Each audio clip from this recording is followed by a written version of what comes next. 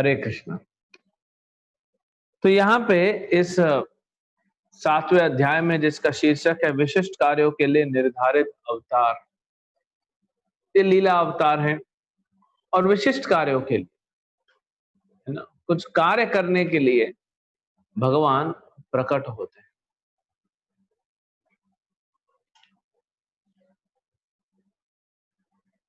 पिछले श्लोक में जो हयग्रीव अवतार है, ब्रह्मा जी कहते हैं हयग्रीव अवतार हो गए, और अभी कहते हैं वैवस्वत मनु के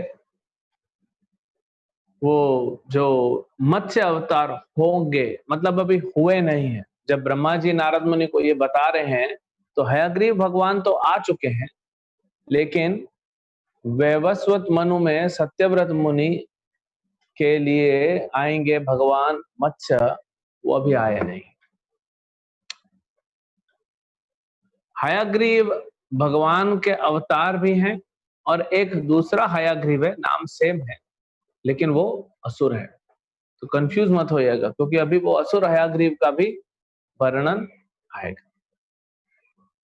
श्रीमद् भागवतम के 8वें स्कंद के 24 नंबर अध्याय में, ये पूरा अध्याय है मत्स्य अवतार के लिए। तो उसमें बताया गया कि कैसे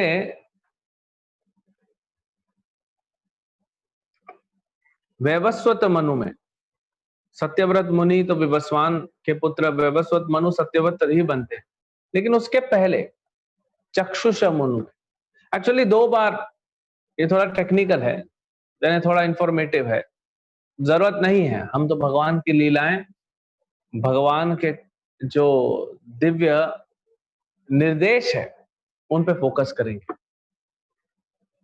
तो मत्स्य अवतार 2 बार आते हैं। जैसे प्रभुपाद जी यहां बताते हैं, ब्रह्मा जी के एक दिन में 14 मनु होते हैं और मनु अवतार भी होते हैं, और हर मनु के जब काल खत्म हो जाता है तो फिर प्रलय होता है। कहां तक होता है? पृथ्वी पर्यंत, पृथ्वी तक सब कुछ नष्ट हो जाता है नीचे। तो जब पहले मनु हुए, स्वयंभुव मनु, वो स्वयंभुव मनु के युग में ब्रह्मा जी के मुख से वेद निकल जाते हैं। एक्चुअली चोरी बहुत बार होते हैं। आप ये मत सोचिए कि ये आज के जमाने में डेटा चोरी हो रहा है। आज दुनिया में बात हो रही है कि डेटा चोरी हो रहा है, और हर कंपनी, हर देश जो है अपना डेटा अपने देश में रखना चाहता है। ये तो पहले भी होता था, लेकिन पहले लोग दूसरों का अकाउंट नंबर हैक नहीं करते, ईमेल एड्रेस हैक नहीं करते, वेद पुराण उठाते थे। तो ब्रह्मा जी एक बार यौन कर रहे थे, नींद आ रही थी, तो उन्होंने मुंह खोला और तुरंत ये असुर ने क्या किया, भगवान ब्रह्मा जी के मुख से वेद निकाल दिए। इतने पावरफुल असुर होते हैं, कितना सूक्ष्म। अब मुख में थोड़ी ना ऐसे तंबाकू की तरह वेद रखा हुआ है ब्रह्मा जी ने। हाँ, आप ये मत सोचिए कि मुख में रखा हुआ है था साइड में जैसे लोग तंबाकू दबाते। ब्रह्मा जी के मुख से वेद निकलता है, 4 वेद, 4 मुख से। तो इसने चुरा लिया और इसको भगवान ने मारा था। एक बार हयग्रीव ने भी ऐसे ही किया था, तो कैतब ने भी चुराया था, असुर कैतब। हयग्रीव जो है उसने भी एक बार ऐसे किया, तो भगवान मत्स्य अवतार का वहां पे मत्स्य अवतार के रूप में प्रकट हुए। और छठे मनवंतर में जो चक्षुष मनु के युग की ये कथा है, मत्स्य अवतार जो फेमस है। एक बार सत्यव्रत राजा सत्यव्रत, सत्यव्रत मुनि दामोदर अष्टकम वाले नहीं, ये राजा सत्यव्रत। तो राजा महाराज सत्यव्रत, उनके नाम से ही पता पड़ता है कि सत्यव्रत है। उनको पता नहीं था कि 7 दिन बाद प्रलय होने वाला है, या फिर हो सकता है पता भी पड़ा हो, इंफॉर्मेशन तो लीक हो ही जाती है। तो सत्यव्रत मुनि ने भगवान को प्रसन्न करने का इच्छा रखा, और इसीलिए वो हमेशा, उन्होंने सोचा मैं उपवास करूंगा। नदी किनारे बैठ गए, सुखदेव गोस्वामी की तरफ, कुछ नहीं खाना कुछ नहीं पीना। नहीं, सुखदेव गोस्वामी भागवत सुन रहे थे और पानी भी नहीं पिए थे। सत्यव्रत राजा जो थे वो भगवान को भी प्रसन्न करना चाहते थे और पानी पे ही अपना जीवन यापन करना चाहते। तो अपने अंजलि में पानी ले लिया। होता है ना कि देवताओं को और अपने पूर्वजों को अर्पण करते हैं। कभी भी नदी में या कोई शुभ तालाब में नहाने, सरोवर में अगर नहाने का मौका मिले, जाने का मौका मिले, तो जरूर करना चाहिए। क्या दिक्कत है ना, पानी आपका है, थोड़ा सा मेहनत लगेगा, थोड़ा पूर्वजों को दे दिया, थोड़ा देवताओं को दे दिया, देवता प्रसन्न हो जाते। वो भगवान का प्रसाद है ना। हाँ, जमुना है, गंगा है, या किसी सरोवर में जाते हैं आप, ब्रह्म सरोवर में गए या कहीं पे भी गए, थोड़ा जल देने में कोई नुकसान नहीं है, किसी का भला हो जाता है। तो ये भी एक दया का भाव, भले कर्म कांड के हिसाब से वो अलग हो, लेकिन ये दया है, किसी को आप दे रहे हो। जैसे हम कभी जाते हैं वृंदावन, तो वहां से यमुना का जल थोड़ा बोतल में लाते हैं और सब भक्तों को थोड़ा थोड़ा देते हैं, तो ऐसे मेंटल ऑफरिंग कर सकते हैं पानी लेके। तो सत्यव्रत राजा कर रहे थे महाराज, तो उनकी अंजलि में छोटी सी एक मछली आ गई। अब मछली तो बोलती नहीं है ना, लेकिन ये मछली संस्कृत बोल रही थी। कहती है महाराज, मैं भी तो आपके, ये नहीं बोले खैर प्रजा हूं, बोले मेरी रक्षा कीजिए। मैं इतनी छोटी सी हूं और बड़ा बड़ा मछली रहती है। आपको पता होगा, मछली जो होती है, बड़ी मछली छोटी मछली को खा जाती है। तो बोले मेरी रक्षा कीजिए। तो महाराज को दया आ गई, छोटा सा जीव है और भी बोल रहा है, ठीक है इसकी रक्षा कर दे। तो महाराज ने एक छोटा सा पात्र मंगाया, जैसे मटकी जैसे, और उसमें पानी भर के मछली को रख दिया और सोचे चलो हो गया काम, अबे अपने भजन में लग गए। देखते ही देखते मछली बड़ी हो गई और पूरा मटका छोटा पड़ने लगा। बोले महाराज ये तो बहुत छोटा है, आप देखिए तो मेरा साइज। तो महाराज देखे बात तो सही है, ये मटका तो छोटा पड़ रहा है। पहले तो आश्चर्य तो हुआ, अरे कोई बढ़ता है ऐसे कैसे बढ़ गया इतना जल्दी, अभी तो कुछ खिलाया पिलाया भी नहीं, शरीर कैसे बढ़ गया। तो फिर महाराज ने क्या किया, सत्यव्रत ने उनको एक कुएं में, बड़ा कुआं था, तो उसमें मछली को डाल दिया। ठीक है, लेकिन फिर सबके सामने देखते देखते और मछली जो है वो इतना बढ़ गई कि कुआं छोटा पड़ने लगा। तो फिर बोली महाराज तो छोटा है, कुछ और बड़ा नहीं है आपके राज्य में, अभी तो भूमिपति हैं।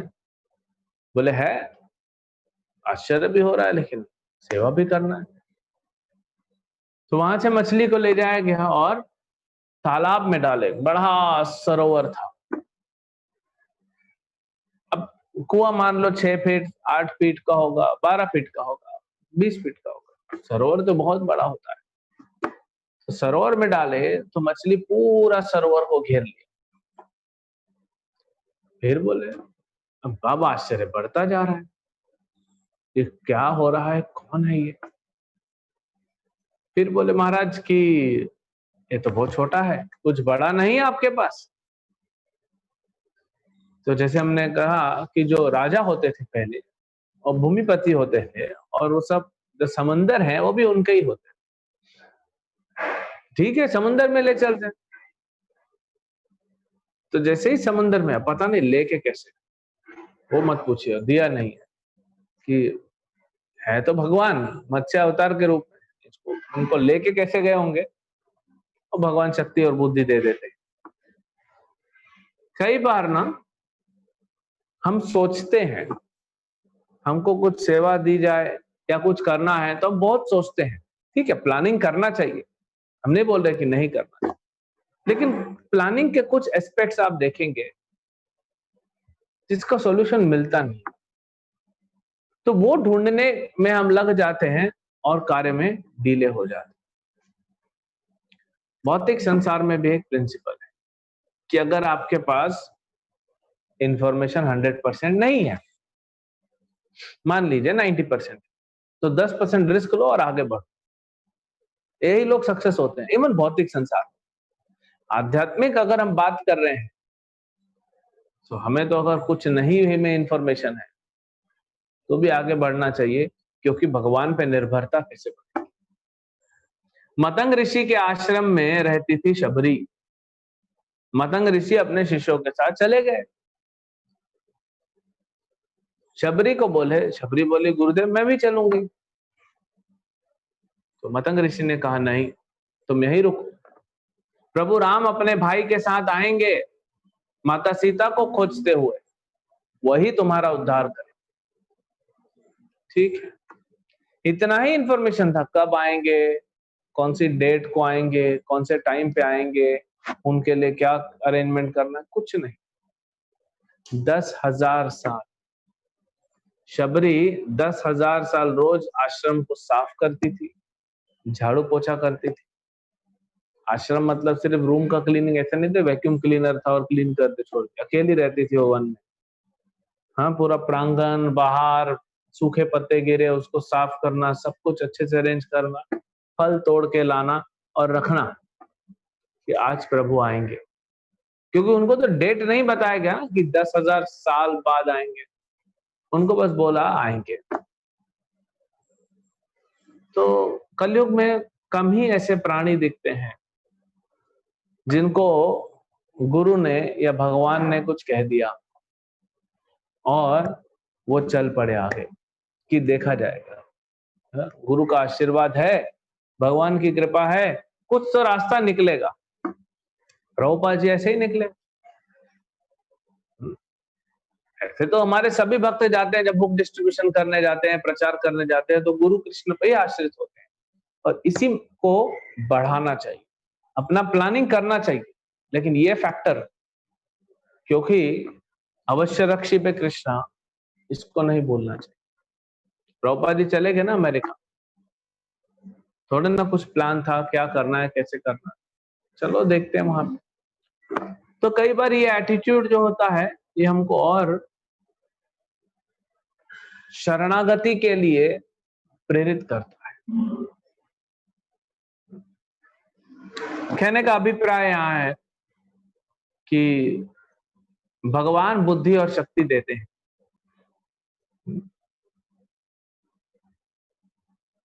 फिर मत्स्य अवतार को लेके गए और समुंदर में डाल दिया। वो इतना बढ़ गए कि समुंदर भी छोटा पड़ने लगा। तो बोलते महाराज ये तो बहुत छोटा है, टाइट फिटिंग हो रहा है, थोड़ा लूज नहीं है। जैसे कपड़े वाले दुकान में जाते हैं, आप कुछ ट्रायल करके देखते हैं, आप बोलते हैं प्रभु ये तो बहुत टाइट है, एक साइज थोड़ा बड़ा दिखाओ। ये तो साइज दिखाते जा रहे हैं, जो साइज दिखा रहे टाइट होता जा रहा है। ऐसे कैसे, एस दिखाया, एम दिखाया, एल दिखाया, एक्सएल दिखाया, डबल एक्सएल दिखाया, सब छोटा पड़ रहा है। तो फिर समझ गए सत्यव्रत, महाराज सत्यव्रत बोले प्रभु, हाँ, आप कृपा करने के लिए आए हम पे, तो आपकी क्या सेवा करें आप ये बताइए। हम तो आपको स्थान नहीं दे सकते, आप हमें स्थान देते हैं, हम क्या स्थान देंगे। एक बार एक भक्त ने पूछा, रशिया में शायद, परम पूज्य गोपाल कृष्ण गोस्वामी महाराज को, कि महाराज आप इतना डीटीज लेके कैसे चलते हैं? हर जगह जाते हैं इतना डीटी। तो महाराज के पास कितना 300-400 शालिग्राम शिला, गौर निताय है, जगन्नाथ बलदेव सुभद्रा है, गोवर्धन शिलाएं हैं, कृष्ण बलराम है, और भी हैं, उग्र नरसिंह भी हैं, प्रभुपाद जी की डीटी भी हैं। तो इतना सारा कैसे लेके चलते हैं डीटीज? महाराज ने तुरंत आंसर दिया, बोले मैं डीटीज को लेके नहीं चलता हूं, डीटीज मुझे लेके चलते हैं। अब देखिए चेतना, ये चेतना होती है भक्तों। तो अब सत्यव्रत महाराज बोले, प्रभु मैं क्या आपको स्थान दूंगा, आप तो परम धाम हो, आपके चरणों में तो सारी सृष्टि जो है वो आश्रित है। चार पेट में, तो आपके पेट में सारी सृष्टि रहती है। हम क्या आपको जगह दे पाएंगे, स्थान दे पाएंगे? तब भगवान बड़े प्रसन्न हो जाते हैं और कहते हैं कि महाराज आप आज के 7 दिन बाद यहाँ प्रलय आने वाला है, क्योंकि भूमि तक जाएगा ना। अब ये युग खत्म, युग मतलब ये मनवंतर जो है, ये मनु महाराज का, ये चक्षुष मनु का ये काल खत्म होने वाला। अभी विवस्वान आएंगे, विवस्वान और उनके पुत्र वैवस्वत मनु का युग चालू होगा। तो बोले 7 दिन बाद प्रलय होगा, आपके पास 7 दिन है। एक बहुत बड़ा बोट बनाइए, पानी का जहाज। मैं आऊंगा 7 दिन बाद। तो आपने देखा है कि मछली में से ऊपर कुछ होता है, यहाँ पे नाक बोलते हैं, और वहां पे रस्सी बांध देना। रस्सी कौन सा लाए होंगे पता नहीं, तो वहां पे और एक रस्सी का शोर बांध देना इस नाव में। और इस नाव में कौन कौन रहेगा? आप रहेंगे, ऋषि मुनि रहेंगे, हाँ, कुछ साधु रहेंगे, जड़ी बूटियां रहेंगी, सभी अनाजों के बीज रहेंगे। बीज ले लिया तो बाद में उगा सकते हो वापस। और सबसे महत्वपूर्ण वेद रहेंगे। तो सबकी आवश्यकता है। कई बार लोग कहते हैं ना, अरे आप लोग तो साधु है, हाँ? क्या सिर्फ हरे कृष्णा करने से, गीता भागवत पढ़ने से संसार चलेगा? हमने कब कहा? हमने तो नहीं कहा। हम तो नहीं बोलते आप फास्टिंग करो, हम तो नहीं बोलते आप ऑक्सीजन मत लो, हम तो नहीं बोलते आप बैठो मत, नहीं सब करो। भगवान ने बनाया है, ईशावास्यम इदम सर्वम, भगवान ने सबके लिए बनाया है। भगवान ने आपके खाने के लिए अरेंजमेंट किया है, पानी इतना सुंदर स्वच्छ पानी पीने के लिए अरेंजमेंट किया है, इतना अच्छा हवा अरेंज, ये सब तो भगवान ने अरेंजमेंट किया ना। तो क्यों साधु बोलेगा सब छोड़ दो? हमारा सिद्धांत है सब जोड़ दो, ये सब कृष्ण का है, इसको कृष्ण से जोड़ दो वापस। तो आपको पानी पीना है, ठाकुर जी को भोग लगाओ, पियो। आपको खेती करना है, खेती करो। आपका टेंडेंसी शूद्र का है, सेवा करो। आपका टेंडेंसी क्षत्रिय का है, रक्षा करो। आपका टेंडेंसी ब्राह्मण का है, आप ब्राह्मण का कार्य करो। मना कौन कर रहा है? लेकिन सब कृष्ण से जोड़ के केंद्र में कृष्ण होने चाहिए, वो इंपॉर्टेंट है। कभी भी नहीं भगवान ने ऐसा बोला। अगर ऐसा ही करना था तो भगवान कुछ बनाते ही नहीं ना, एक ब्रह्मांड बना देते, उसमें इतना वैरायटी क्यों डालना? हाँ, स्वर्ग लोक अलग, नरक लोक अलग, असुरों का लोक अलग, हाँ, ये भूतल अलग बनाया, ब्रह्म लोक अलग, जन लोक, तपलोक, महर लोक, फिर अलग नीचे रसातल, तलातल, अतल, वितल, सुतल। क्यों इतना वैरायटी बनाया? और क्यों इतनी नदियां, इतने वैरायटी के फूल, इतने वैरायटी के फल, इतने वैरायटी के अनाज, इतने वैरायटी के विटामिन, हाँ, vitamin A, vitamin B, vitamin C, vitamin B12, B में पूरा फैमिली है। क्यों भगवान ने इतना सारा अलग अलग प्रोटीन बनाया, अपना सबका अलग अलग चेहरा बनाया? भगवान के लिए तो ये एनीवे, भगवान के लिए कुछ कठिन नहीं है। इजी हो जाता ना, एक बड़ा समतल भूमि बना देते और सब जीवों को यहाँ पे डाल देते, हरे कृष्णा जप करो, और यहाँ पे बड़ा स्क्रीन रोज शाम को 6 बजे से 8 बजे तक लगा जाएगा, गीता का श्लोक चलता रहेगा उसमें, उसको पाठ करो, दिन भर हरे कृष्णा करो, ना खाना है ना पीना है, और फिर मुक्त होकर मेरे पास आओ। ऐसा किया क्या भगवान? तो अज्ञानी लोग कहते हैं कि साधु ऐसा कौन बोल रहा है? प्रभुपाद जी ने कभी नहीं बोला, महाप्रभु ने कभी नहीं बोला। प्रभुपाद जी हमेशा कहे आप अपना संसार चलाओ, लेकिन अपने संसार में कृष्ण को केंद्र में रखो, तब आप भगवत धाम जा सकते हो। कृष्ण को केंद्र में नहीं रखा तो यहीं भटकते रहो, प्रलय आएगा, भूत्वा भूत्वा प्रलीयते, बार बार प्रलय आएगा, बार बार बनेगा, और आप यहाँ पे घूमते रहोगे, फिर प्रलय में गोते खाते रहोगे। तो इसीलिए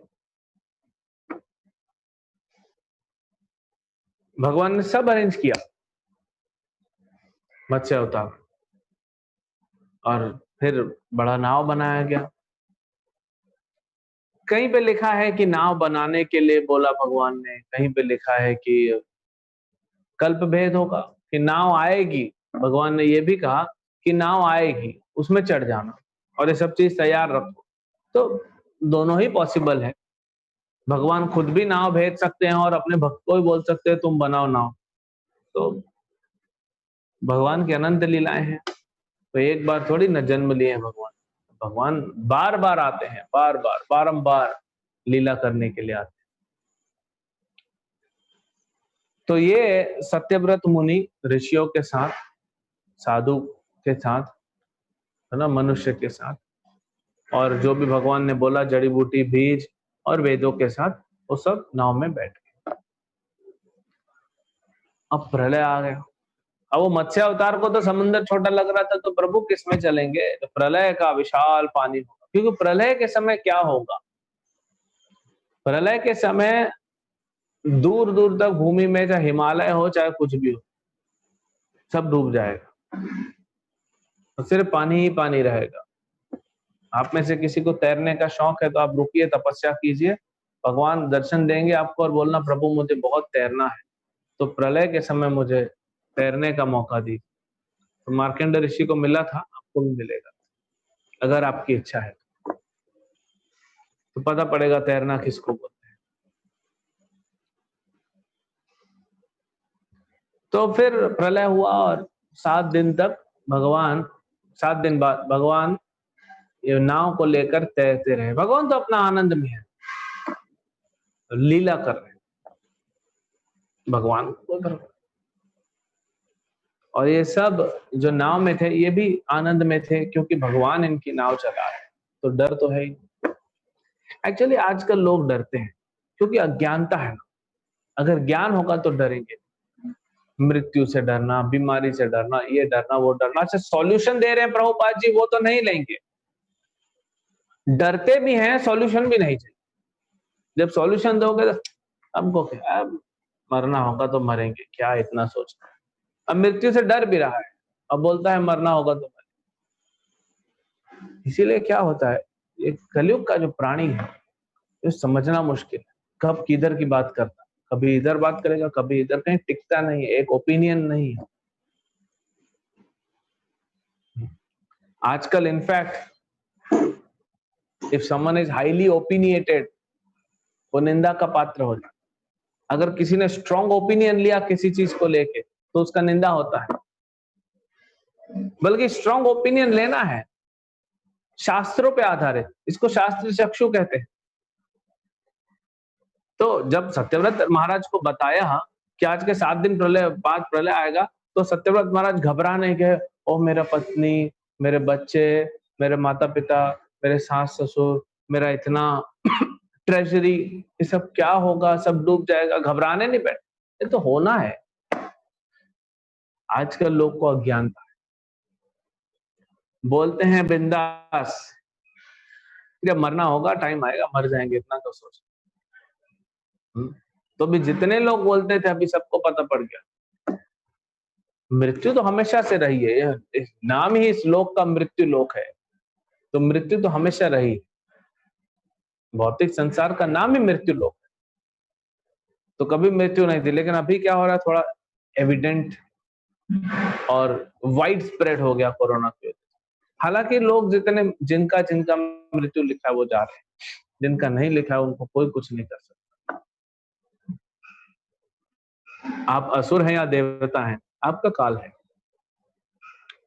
अकाल मृत्यु होती है जब बहुत एक्सट्रीम में आप जाके कुछ करते, नहीं तो काल आता है अपने टाइम पे, और जब काल आएगा तो रोक नहीं पाएंगे। तो महाराज सत्यव्रत घबराए नहीं, उन्होंने बड़ा ठंडे दिमाग से, जैसे परीक्षित महाराज 7 दिन में आपकी मृत्यु होने वाली, नो प्रॉब्लम, घर बार सब छोड़ दिया, बैठ गया भजन कर। तब सुखदेव गोस्वामी उनको भागवत सुनाने आए। तो वैसे ही सत्यव्रत महाराज ने पूरा अरेंज किया, नाव पे बैठ गया, पूरा प्रलय आ गया, सब डूब गया और भगवान नाव में। तब भगवान ने ये साधुओं को, वो जो ऋषि थे और सत्यव्रत महाराज को, इनके हृदय में ज्ञान दिया। दिव्य ज्ञान हृदय प्रकाशित हो, कभी भी ज्ञान बाहर से नहीं आता, क्योंकि ज्ञान तो अंदर है। तो गुरु की सेवा करने से, गुरु के आशीर्वाद से वो ज्ञान प्रकट होता है, प्रकाशित होता है। ज्ञान बाहर से नहीं आता, है ही नहीं बाहर, बाहर तो अज्ञानता है भौतिक संसार, ज्ञान अंदर है। लेकिन गुरु की सेवा करनी पड़ती है, साधु वैष्णव की सेवा करनी पड़ती है, भगवान की सेवा करनी है। जो हम सुनते हैं ना गुरु को भी, वो भी सेवा है। श्रवणम इस सेवा है, क्योंकि भक्ति है ना, नवविधा भक्ति, भक्ति मतलब सेवा, डिवोशनल सर्विस, और उससे वो कनेक्ट करता है, अंदर जागृति होती है। और एक बार साधु वैष्णव गुरु आपसे प्रसन्न हो गए तो बस पूरा ज्ञान प्रकट हो जाएगा। तो भगवान प्रसन्न थे महाराज सत्यव्रत से और बाकी ऋषियों से, तो उन्होंने हृदय में उनको ज्ञान दिया। और यही सत्यव्रत महाराज अगले मनु जब आएंगे, अगले जब होगा, विवस्वान के पुत्र के रूप में आएंगे, वैवस्वत मनु के रूप। और इनको जो नॉलेज दिया यही गीता में है ना।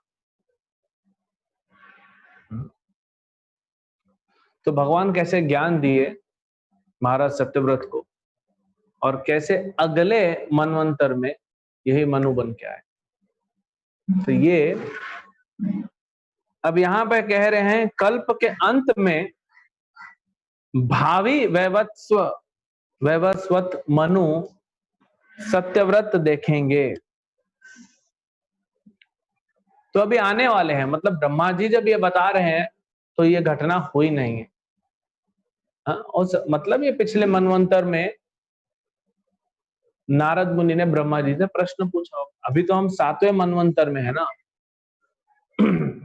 7वें मनवंतर, वैवस्वत मनवंतर में, मनु के काल में 28वें दिव्य युग में है, आपको पता होना चाहिए। अब बड़ा सरल है, क्योंकि 7वें मनु के 28वें दिव्य युग में भगवान कृष्ण प्रकट, और उसके बाद चैतन्य महाप्रभु।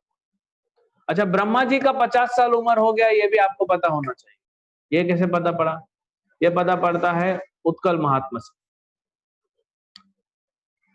नील माधव, भगवान ने कहा था कि मैं नील माधव के रूप में ब्रह्मा जी के आधे काल में रहूंगा 50 साल, और उसके बाद जो आधी परिधि, उसमें मैं जगन्नाथ के रूप में रहूं।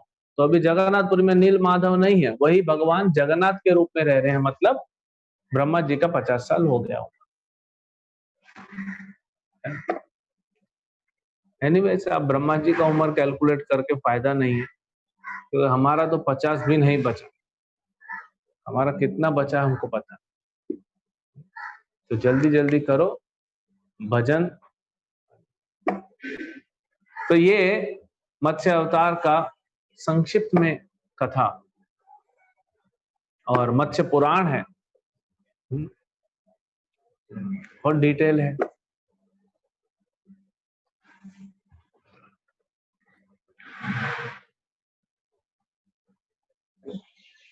बस यहाँ पे कहते हैं प्रभुपाद जी कि जीवात्माओं को देवताओं को, पशुओं को, मनुष्य तथा मुनियों की रक्षा वर्ण वेदों को भी बचाएंगे। तो कोई पूछता है ना कि प्रलय में सब खत्म हो गया तो नया कैसे प्रारंभ होगा? ऐसे प्रारंभ होगा नया, सब खत्म नहीं हुआ। एक्चुअली सब खत्म हो जाता है जब महाप्रलय आता है, जब ब्रह्मा जी का काल पूरा हो जाता है और भगवान महाविष्णु के शरीर के अंदर सब चला जाता है। तो भी भगवान को पता है कैसे सृष्टि करनी है। वो तो आप सबको पता है कैसे ब्रह्मा प्रकट होते हैं, हाँ? महाविष्णु से ब्रह्मांड प्रकट होते हैं, फिर गर्भोदक्षाय विष्णु आते हैं, आधे गर्भ को मतलब ब्रह्मांड को भर देते हैं जल से और फिर आराम से लेटे रहते हैं, हाँ? अनंत शेष के ऊपर। और फिर वहां से कमल निकलता है, ब्रह्मा जी आते हैं, फिर क्षीरोदक्षा, ये सब तो आपको पता है।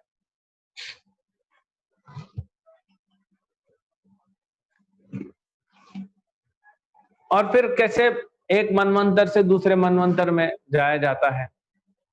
तो पूरा खत्म नहीं हुआ, और हो भी गया तो भगवान बना सकते, लेकिन पूरा खत्म किए नहीं, भगवान ने रखा। तो ये भी लोग जो पूछते हैं उनको बता सकते ये कर।